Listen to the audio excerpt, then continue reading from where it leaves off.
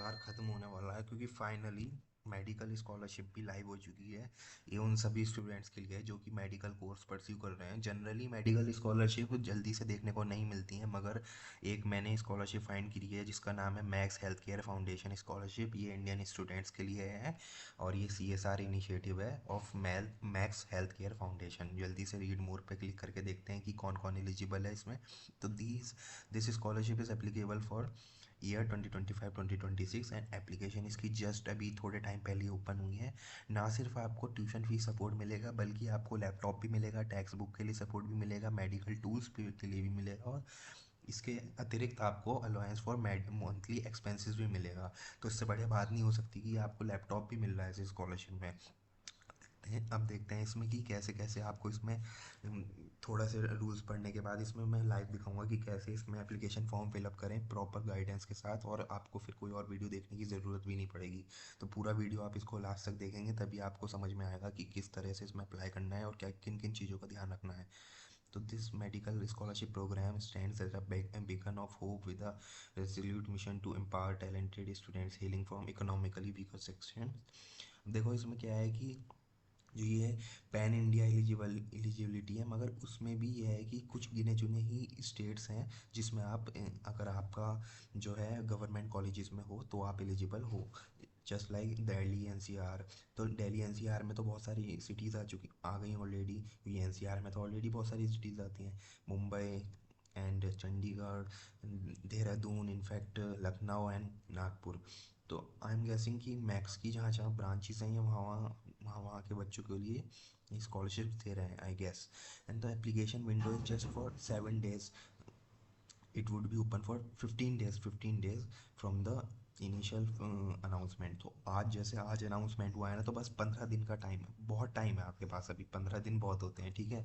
इसलिए मैंने सबसे पहले आपको बता दिया कि जिससे कि आप जल्दी से इसमें अप्लाई कर सकें। और जो सिलेक्शन होगा वो सबसे पहले आपकी एप्लीकेशन का रिव्यू होगा, उसके बाद शॉर्ट लिस्टिंग होगी, उसके बाद इंटरव्यू होगा। जो भी शॉर्ट लिस्टेड कैंडिडेट्स होंगे उनमें से भी जो आगे जाएंगे वो final selection basis on the submission of mandatory documents. देखिए क्या होता है कि स्कॉलरशिप्स में ना कुछ डॉक्यूमेंट्स आपको देने पड़ते हैं, just like your fee structure, your bona fide certificate, things like that. मतलब जिससे कि आपका एक जो है प्रूफ ऑफ इनरोलमेंट उससे एज अ सर्व, क्योंकि bona fide certificate serves as your proof of enrolment. And fees receipt is also necessary because they match the amount, because scholarship can not be more than tuition fees. So इस चीज़ का आपको ध्यान रखना पड़ता है। और ये सारी चीज़ें तो आपने पढ़ी ली। मोस्टली क्या है कि ये जो स्कॉलरशिप जो मोस्ट इम्पॉर्टेंट है वो आप देखिए कि ये स्कॉलरशिप जो है फर्स्ट ईयर स्टूडेंट्स के लिए एप्लीकेबल है, ठीक है। और जो डिसबर्समेंट होगा, डिसबर्समेंट मीन्स जो अमाउंट क्रेडिट होगा वो dependent on regular student performance and assistant. ये कुछ और टर्म्स एंड कंडीशंस हैं जस्ट लाइक।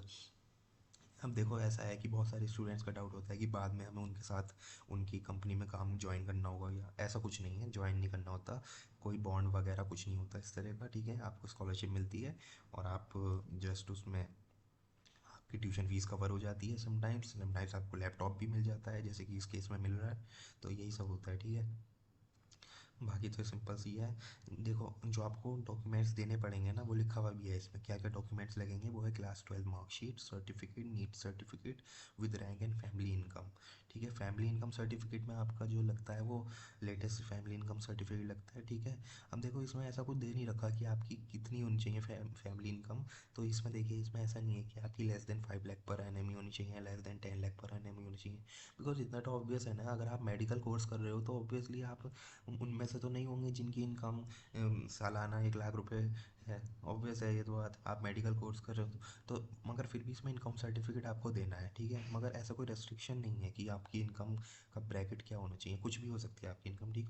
वो खुद डिसाइड करेंगे आपको मिलनी चाहिए नहीं मिलनी चाहिए। अभी मैं लाइव एप्लीकेशन फिल करके दिखाऊंगा, उसी का आप वेट कर रहे हो मुझे पता है। थोड़ा सा इसमें लेकिन टर्म्स एंड कंडीशन भी देखने उतने ही ज़रूरी हैं जितना लाइव एप्लीकेशन फॉर्म फिल करना ज़रूरी है, ठीक है।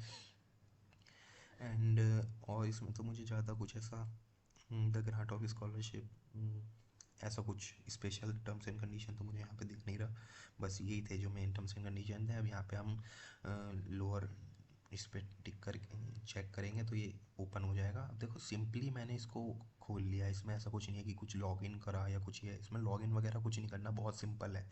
यहाँ पे आप अपना फुल नेम देंगे, जो भी आपका फुल नेम है, ठीक है, फुल नेम देंगे यहाँ पे आप, ठीक है। यहाँ पे आपने अपना फुल नेम दे दिया, यहाँ पे आपने जेंडर लिख दिया, यहाँ पे आपने परमानेंट एड्रेस लिख दिया, कुछ भी हो सकता है, ठीक है। यहाँ पे आपका परमानेंट एड्रेस आ जाएगा, ऊपर यहाँ पे आपके गार्जियंस का नेम आ जाएगा। गार्जियंस मतलब वही कि आपके पेरेंट्स का नेम आ जाएगा, आइदर मदर और फादर वट एवर।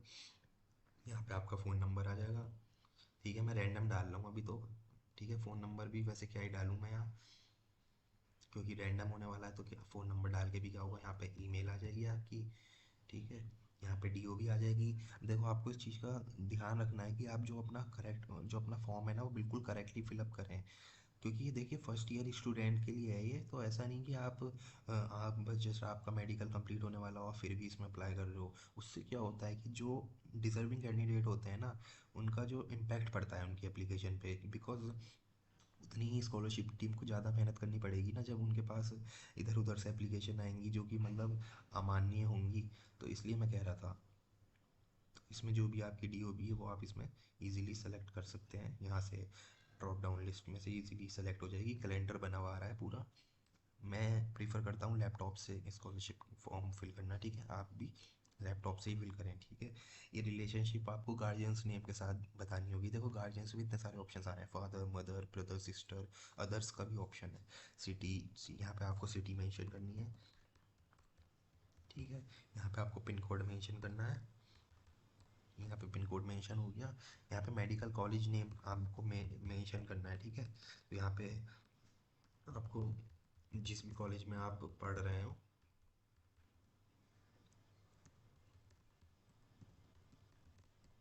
उस इंस्टीट्यूट का आपको नेम मेंशन करना है यहाँ पे, ठीक है। यहाँ पे नीट की रैंक मेंशन करनी है, जो भी आपकी रैंक आई है ऑल इंडिया रैंक मेंशन करना है, ठीक है। एडमिशन डेट मेंशन कर देना क्या है, let's say mine, let's say just giving an example over here, ठीक है। अगेन पिन कोड मेंशन करना है आपको यहाँ पे। अब देखो ये स्कॉलर, ये एजुकेशन इंफॉर्मेशन सेक्शन आ गया, तो यहाँ पे सब कुछ जो होगा वो कॉलेज के कॉलेज के अनुसार होगा, क्या क्या कॉलेज की लोकेशन है, ठीक है। अब देखो यहाँ पे देखो, मैंने कहा था ना कि दिल्ली एनसीआर का भी ऑप्शन, देखो कितने सारे ऑप्शन है, मुंबई, नवी मुंबई, लखनऊ, नागपुर, देहरादून, इनफैक्ट चंडीगढ़, मोहाली, जीरकपुर, बठिंडा, बहुत सारे ऑप्शन हैं, ठीक है। तो यहाँ पे सेलेक्ट कर लेते हैं हम Delhi. And medical college address again, जो भी यहाँ का एड्रेस होगा, लेट्स से